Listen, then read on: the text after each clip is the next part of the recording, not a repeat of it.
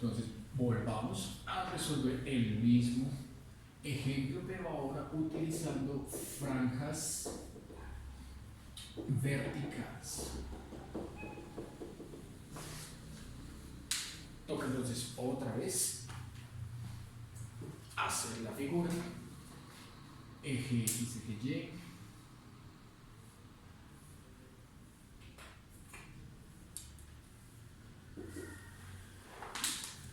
venía así la parábola, luego venía así la función lineal y teníamos los dos puntos de corte, el punto de corte A con coordenadas 1, menos 2 y el B con coordenadas 4, 4. Bueno, ¿cómo sería entonces hacer un análisis para calcular el área atrapada entre estas dos, pero con franjas verticales? Ya lo hicimos con horizontales, nos dio 9, con verticales también tiene que dar 9. Bueno, volvamos a escribir aquí la ecuación de esta función lineal dada, ¿cierto? Es y igual a 2x menos 4 y la de la parábola dada es y cuadrado igual a 4x. Para plantear un diagrama con franjas verticales es el más usado, el más intuitivo, porque allí es donde vamos a utilizar el diferencial de x. Pero en este ejercicio, en este tipo de ejercicios en particular, hay que tener un poco más de cuidado cuando vayamos a plantear los diferenciales en forma vertical. Veamos por qué. Bueno, fijémonos aquí una cosa. Digamos que si usted por acá dibuja su elemento representativo de esta manera, ¿cierto? Pintándola de esta forma en todo momento uno se da cuenta que esta curva, la de color rojo, va a estar siempre por encima de la función n. Hasta ahí no habría ningún problema, ¿cierto? Excepto hasta cuando uno, yendo de derecha a izquierda, se encuentra con este punto, justamente el punto de corte A. Fíjense que voy a trazar aquí una línea imaginaria, solo por referencia, nomás, esto no hace parte del dibujo. A la izquierda de esa línea imaginaria, lo que uno se encuentra es que el elemento representativo vertical ahora viene de esta manera. Entonces, ¿qué diferencia hay entre este y este? Hacen parte de la misma área, ¿cierto? Porque estamos calculando el área total atrapada entre esas dos curvas. Pero a la izquierda de esta línea imaginaria, por donde pasa el punto A, ¿cierto? El extremo superior y el extremo inferior de este elemento representativo corresponden a la misma función, que es la parábola. En cambio, aquí a la derecha de la línea punteada son dos curvas distintas, parábola y la función lineal.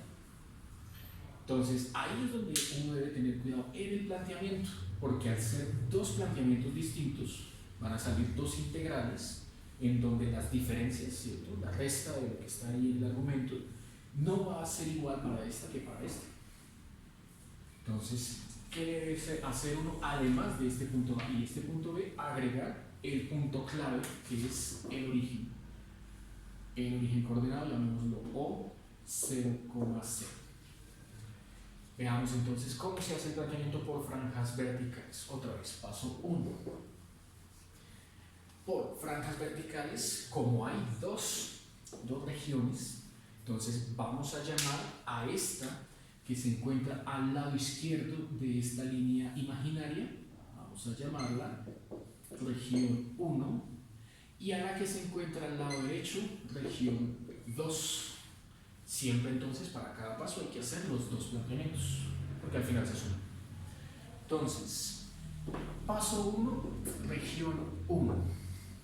Entonces, lo primero que hicimos en el ejemplo es el mismo, pero en el planteamiento anterior, ¿cierto? Con franjas horizontales, fue buscar los puntos de encuentro, pero aquí ya los tenemos. Entonces podemos pasar al segundo. el segundo paso ahí ya consiste en plantear el área, ¿cierto? El área tanto de este como de este. Vamos entonces con el área del que está a la izquierda. El área del que está a la izquierda dirá algo así como: uno necesita saber qué altura tiene este elemento representativo que está aquí, de los dos el más pequeño, este. ¿Qué altura tiene? Entonces, la altura, como vimos en la clase anterior, cuando hay dos curvas, ¿cierto?, que se comparan, es simplemente la que está por encima menos la que está por debajo. Eso es todo, sin importar si están ambas por encima del eje, una encima del eje y otra debajo, como es este caso, o ambas por debajo. Siempre funciona de la misma forma. Pero resulta que como es la misma fórmula, es la misma función, entonces como de la misma función sacar dos ecuaciones, ¿no?, para restarlas, dos áreas, dos alturas, un área de las dos alturas. Bueno, entonces uno dirá que para la región de la izquierda, pongámoslo, si ahorita se trabajó como derecha e izquierda, aquí pongámoslo arriba y abajo, ¿listo? Entonces, que este borde sea arriba y este borde sea abajo, ¿listo? Bueno, aquí sí vamos a plantear con la letra Y, porque es paralelo al eje Y. Entonces, Y, bueno, eso que estoy aquí planteando es la altura. Altura igual a Y arriba menos Y abajo. La altura. La base o la anchura es de X. Eso sí, por ser paralelo al eje X, lo dejamos al final, es la más sencilla de plantear. Vamos con las alturas. La diferencia entre Y arriba y Y abajo, ambas pasan por la misma función, ¿no? ¿Cómo hacerlo entonces en ese caso? Bueno, toca entonces, como aquí vamos a plantear una Y y al final nos queda una expresión en términos de X, hay que despejar Y. Entonces, de acá al despejar Y, ahí sin nada que hacer, me toca usar raíz cuadrada, ¿cierto?, con su ambigüedad de signo, de 2 raíz de X. La ambigüedad de signo es la que me resuelve este problema en la región 1, de la izquierda, arriba y abajo. ¿Por qué? Porque este tramo que está por encima del eje X corresponde al signo positivo y el que está por debajo al negativo. Entonces aquí uno dirá que el Y que está por encima, el Y de arriba, viene dada o gobernada por la expresión más 2 raíz de X. Y el que está por abajo es menos 2 raíz de X. Esas dos son las que hay que restar.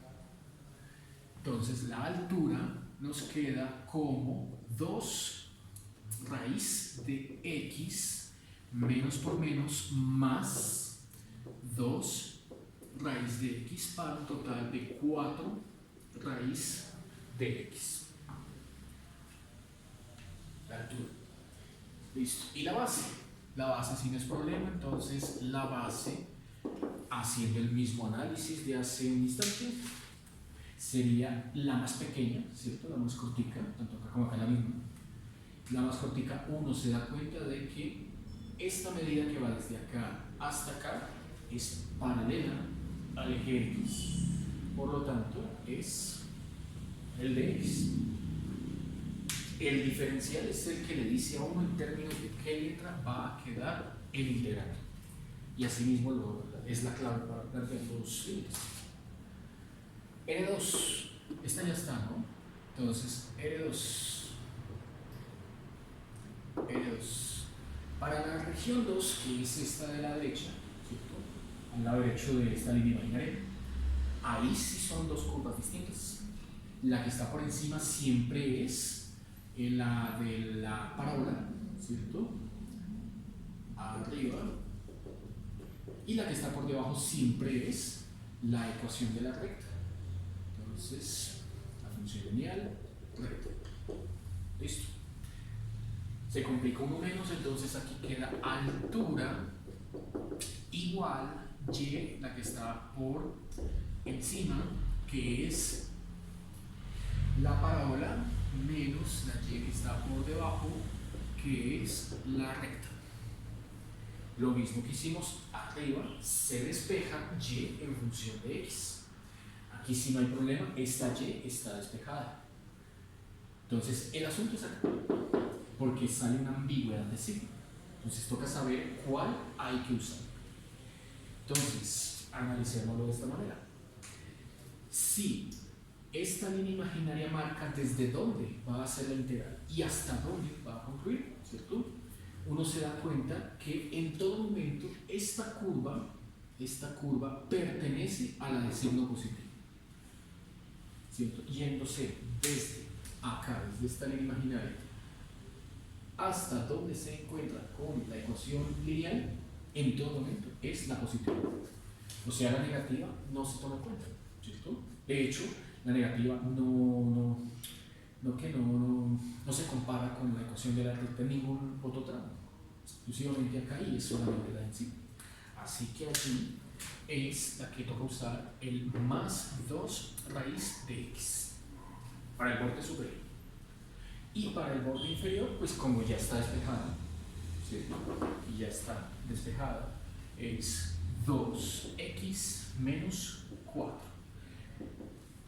Hacemos la diferencia y de ahí nos queda la expresión 2 raíz de x menos, ahora paréntesis, son dos términos, 2x menos 4, quedándome 2 raíz de x menos 2x más 4. ¿Listo? Entonces, la base ya sé que es la misma de x, ¿cierto? Esa sí no cambia. Tenemos que aquí esta anchura es la misma de x, esa no cambia. Con la suma de esas dos planteamos la integral del área total. Del producto de esas dos planteamos la integral del área total.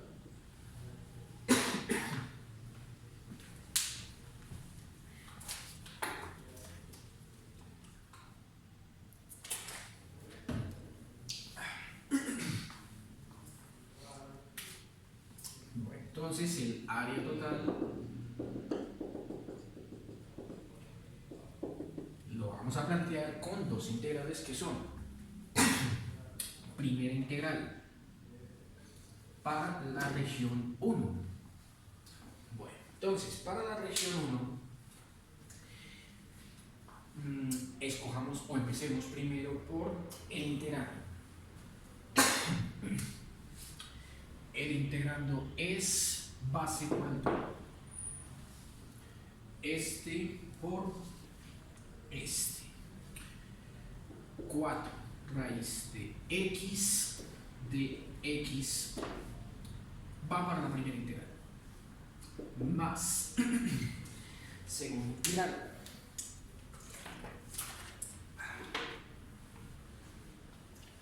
bueno, va este integrando, es la base, la altura por esta base que no cambia, entonces es 2 raíz de x menos 2x más 4 de x. Bueno, faltan los límites y los límites no son los mismos para una y otra. Bueno, entonces, si esta integral pertenece a la que llamamos región 1 y esta integral pertenece a la que llamamos región 2, entonces toca estudiar ambas regiones por separado. Entonces ignoremos esto por un instante, ¿cierto? Esto, y únicamente quedémonos con este pedazo que es el que corresponde a la región 1. Bueno, entonces, este pedazo de la región 1, completando, quedaría hasta acá, ¿cierto? Listo, esa es toda la región 1. Como el diferencial y lo que está en función de esa letra es lo que le dice cuál de estos dos datos, el 1 o el menos 2, o acá el 4, es el que debe usarse, ¿cierto? Al haber quedado la integral en términos de x, toca usar los límites del x. Entonces dirá uno que bueno, pero uno dice, si se va desde acá hasta acá, estaríamos abarcando la región 2, ¿cierto? Entonces, este sería el extremo superior, el x2, el extremo superior de la integral que está aquí a la izquierda. ¿Cuál sería entonces el extremo inferior? Para eso se planteó el origen. Este sería el x1. La integral se hace desde 0 hasta 1. Desde 0 hasta 1. Para la integral de la derecha, esta que estoy coloreando aquí de puntos rojos, ahí sí va desde 1 hasta 4. Entonces ahí cambiaría, ¿cierto? Para la otra integral, este sería el x1 y este 4 sería el x2. La integral aquí va desde 1 hasta 4. Planteadas ya las integrales, podemos empezar a calcular. Entonces nos queda área total igual. Bueno, entonces ahí nos queda integral desde 0 hasta 1 de 4x a la 1 medio de x. Primera. Segunda, integral desde 1 hasta 4 de 2x a la 1 medio de x. La tercera, menos integral desde 1 hasta 4 de 2x de x. Más cuarta, integral de 4 de x desde 1 hasta 4. Primitivas. Entonces aquí buscamos la primitiva de x a la 1 medio. Esa sería x a la 3 medios y se invierte, ¿cierto? Entonces queda aquí el 2 y aquí el 3. Evaluada entre 0 y 1. Siguiente, saco el 2 de la integral. Primitiva de x a la 1 medio es esta misma. 2 tercios x a la 3 medios, pero esta se evalúa entre 1 y 4. Siguiente, primitiva, eso es x cuadrado, evaluado entre 1 y 4. Y para la última primitiva, 4x evaluado entre 1 y 4. Luego se aplica teorema fundamental del cálculo. Entonces aquí 4 por 2, 8 tercios va a ser factor de x a la 3 medios evaluado en 1, o sea 1 a la 3 medios es 1. Aquí le falta el 2 en la tercera. La tercera, Sí. este 2, No. porque es la primitiva. Sí. Derivada de x cuadrado es 2x. Y vamos que acá, volando acá, menos 0. 0 a la 3 medios es 0. Listo. Esto da 1. Siguiente, 2 por 2, 4 tercios. 4 a la 3 medios menos 1 a la 3 medios.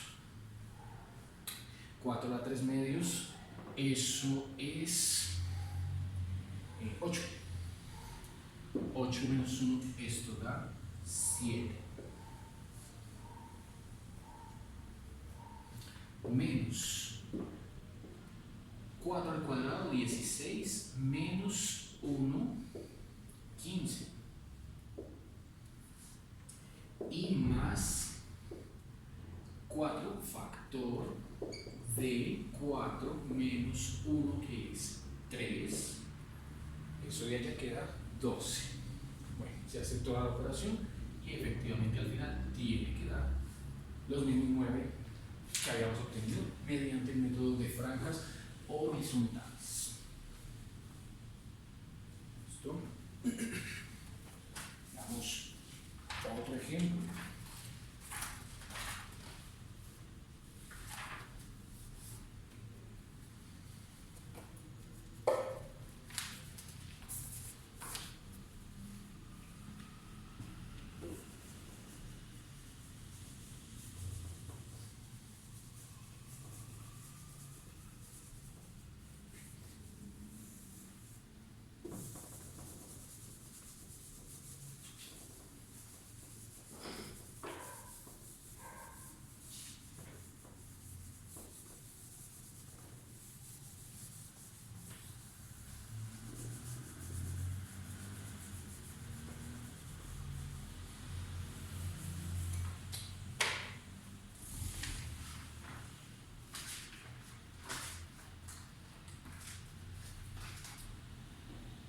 Dependiendo de la forma de las integrales, si tiene una simetría con respecto al eje X, con respecto al eje Y, o si tiene una antisimetría con respecto al origen, uno puede concluir sin necesidad de hacer todos los cálculos que la integral es par o es impar.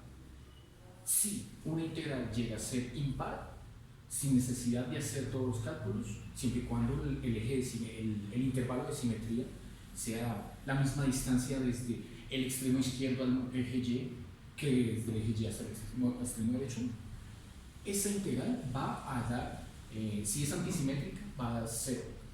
Y si es simétrica, va a dar el doble que integrando o desde el eje Y hasta un extremo o desde el eje Y hasta el otro. Esto es lo que se conoce como simetría y antisimetría, muy útil para calcular integrales de una manera mucho más rápida. La simetría está relacionada con un concepto de paridad. La antisimetría está relacionada con un concepto de imparidad.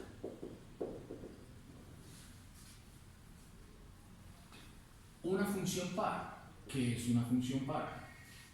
Una función par, de acuerdo a lo que nos enseñaron por allá en cálculo 1, dice que al evaluar una función en algún valor menos x, va a dar exactamente la misma imagen que si la evaluáramos en x. En cambio, una función que es impar dice que al evaluar una función en menos x, nos da el negativo de la imagen evaluada en x.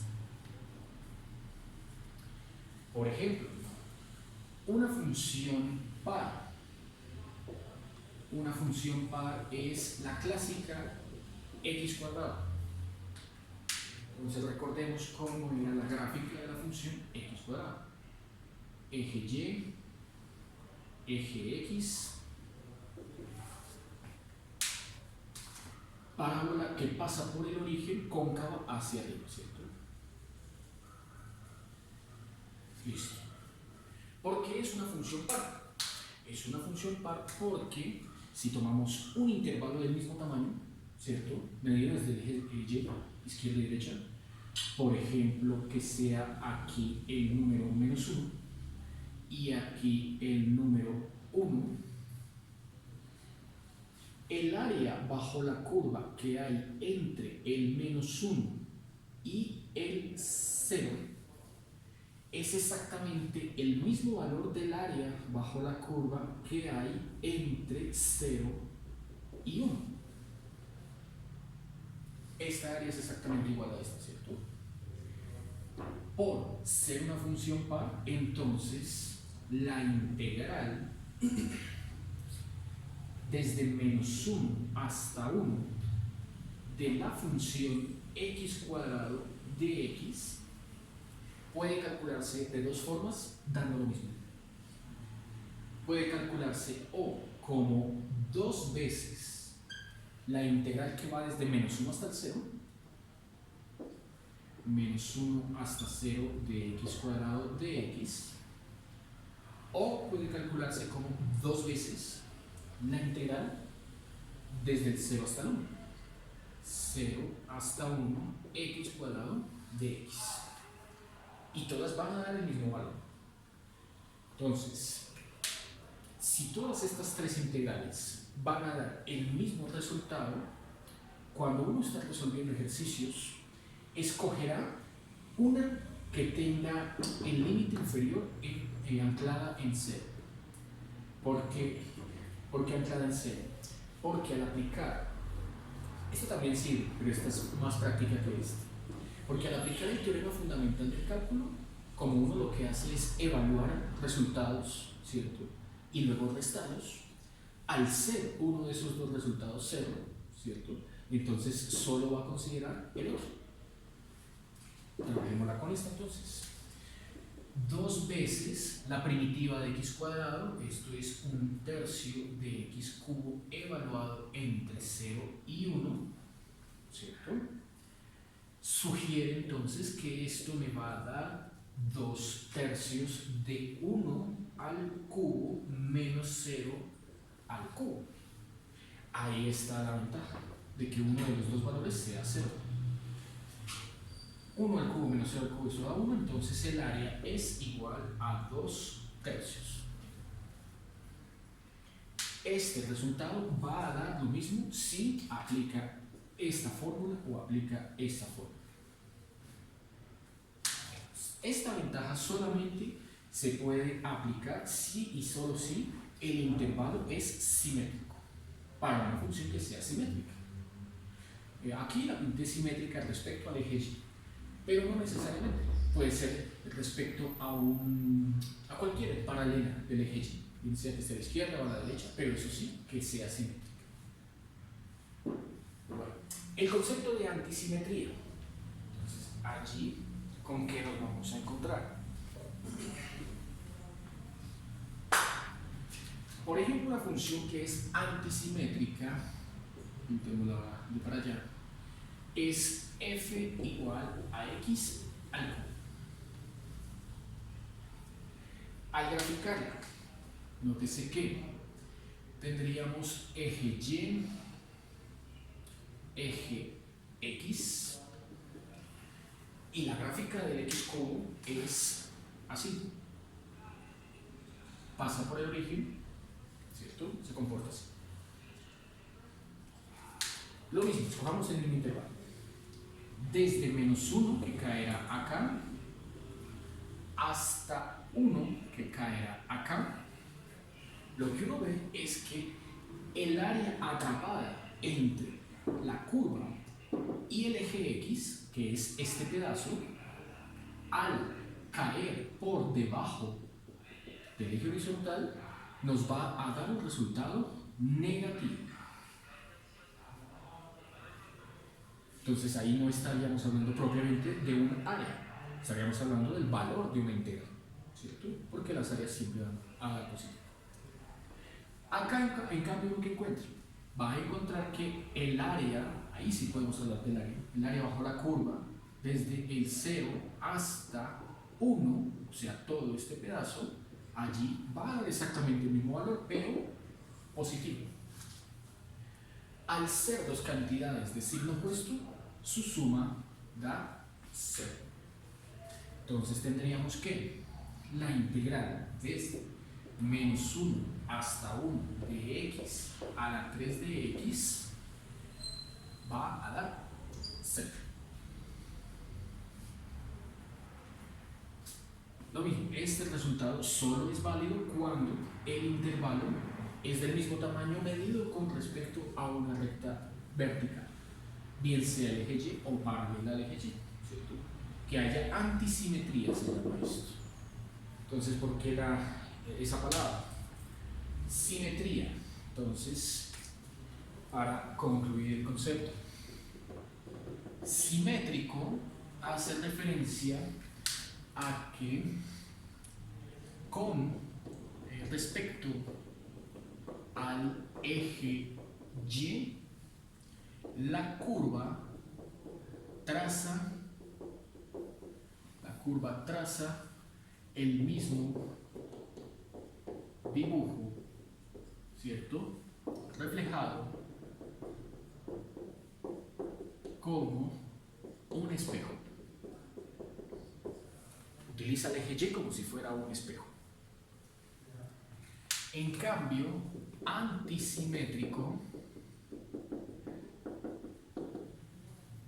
allí no se toma como referencia ni el eje X ni el eje Y. Se toma como referencia el origen. O si no es el origen, porque puede estar desplazada, ¿cierto? Entonces el punto de corte entre la vertical, la que genera la antisimetría, con el eje X. Digamos que aquí es el eje, es el punto cero. Entonces, con respecto al origen, la curva curva invierte su trazo. La curva invierte su trazo. Y aquí se ve, ¿cierto? Desde el origen hacia la derecha, ella va en un trazo ascendente. Y desde el origen hacia la izquierda, ella va en un trazo descendente. Pero es exactamente el mismo trazo. Ahí el que funciona como espejo no es un eje. Aquí era el eje, aquí es el eje. ¿Listo? Bueno, ¿cómo aplicar esos dos conceptos para casos de integrales en particular? Veamos. Entonces, usemos un ejemplo de antisimetría que va a dar a 0. Y esto hace parte del taller. En el taller hay un grupo de ejercicios llamados funciones ortogonales.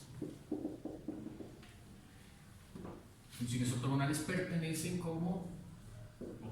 al grupo de integrales antisimétricas que van a dar 0. Es un caso particular, un ejemplo de funciones antisimétricas. Bueno, entonces, ¿qué es una función ortogonal? Se dice que dos funciones f y g son ortogonales en un intervalo, llamémoslo a hasta b, si, usando esta notación de producto interno del álgebra lineal, si el producto interno entre ambas, definido como la integral que va desde a hasta b del producto, f por g, si esa integral da 0. En el álgebra lineal a uno le enseñaron este concepto de ortogonalidad, pero con vectores. Entonces le enseñaban a uno que si uno tenía en álgebra lineal 3 vectores, digamos un vector paralelo al eje z, un vector paralelo al eje y y un vector paralelo al eje x, ¿cierto? Al formar cada uno con cada uno 90 grados, este con este 90, este con este 90 y este con este 90, ¿cierto? Entonces el producto punto entre este y este, el producto punto entre este y este y el producto punto entre este y este daba 0,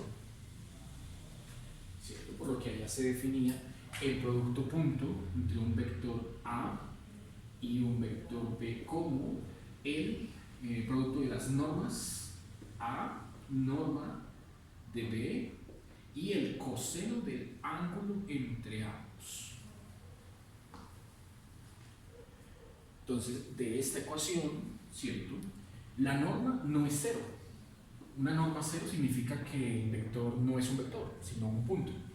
Entonces no tiene sentido. Esto es distinto de 0. Lo mismo acá, esto es distinto de 0. Quedaría solo que el coseno del ángulo fuera 0. Y para que el coseno de un ángulo en particular de 0, quiere decir que el ángulo es de 90 grados. ¿Cierto? Que es justamente lo que geométricamente vemos acá. 90 grados. En física eso lo llaman sistema ortogonal, donde a la z le asignan el unitario k, a la y el unitario j y al x el unitario y, ¿cierto? En física. Bueno, aquí estamos ampliando este concepto con su terminología, pero a las funciones. Y en las funciones, pues no hay una interpretación geométrica como tal, ¿cierto? No es como uno pensaría de pronto que pintar dos curvas y que esas dos curvas corten a 90 grados. Ese concepto de ortogonalidad entre curvas lo van a ver en el otro semestre, en ecuaciones diferenciales, pero eso ya se llama trayectorias ortogonales. Aquí funciones ortogonales simplemente obedecen a este resultado, que la integral entre un intervalo dado entre las funciones de 0. Por ejemplo,